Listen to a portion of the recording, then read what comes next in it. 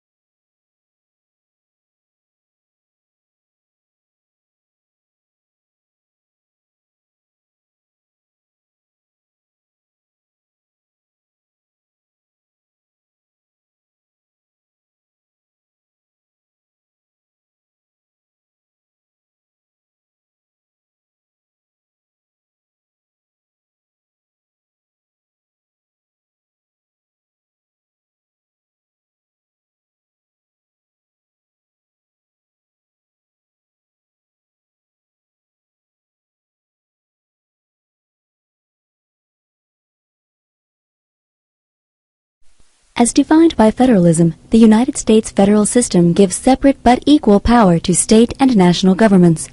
The national government holds what are called delegated powers. Each state government is granted reserved powers. The delegated powers given to the national government are split into three categories: enumerated, implied, and inherent powers. Enumerated or expressed powers are outlined specifically in the Constitution. These include the power to declare war, regulate foreign and interstate commerce, conduct foreign relations, coin money, and maintain a military. Implied powers are those necessary to carry out enumerated powers. The elastic clause of the Constitution gives Congress the power to make all laws which shall be necessary and proper for carrying into execution the foregoing powers. Inherent powers, though not granted specifically by the Constitution, are powers that are considered a natural duty of any national government, such as controlling immigration and acquiring new territory. In contrast, state governments are given what are called reserved powers. These include the power to tax, borrow money, define crimes, and punish criminals. Collectively, these are known as the police power of the state. For many years, the big debate over federalism was which government has supreme power when disputes arise. The Constitution clearly favors the national government. The Supremacy Clause gives supreme authority to the Constitution, constitutional laws of the national government, and treaties formed by the national government.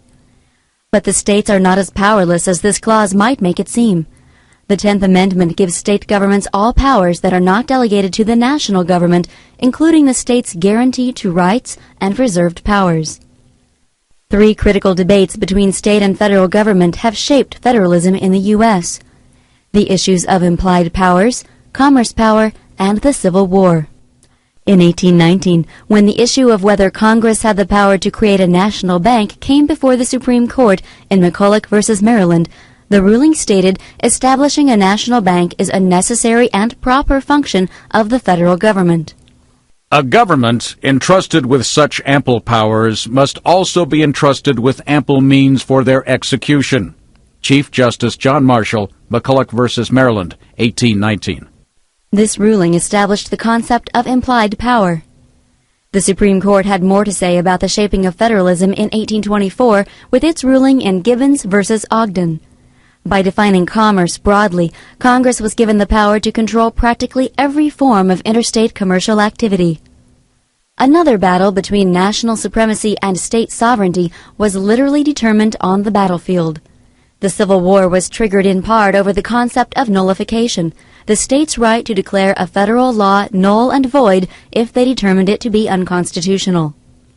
The concept of nullification was exploited by John C. Calhoun of South Carolina, first in opposition to a federal tariff, and later to argue that the states had the right to declare the federal ban of slavery unconstitutional, and therefore null and void. This right of interposition, thus solemnly asserted by the state of Virginia, be called what it may. State right, veto, nullification, or by any other name, I conceive to be the fundamental principle of our system. John Calhoun, 1831. When the Union won the Civil War, the federal government also won the battle over whether states could declare acts of Congress unconstitutional and whether the federal Union could be dissolved. As history shows, federalism has evolved since its creation and continues to change through the political discussions and court cases of today.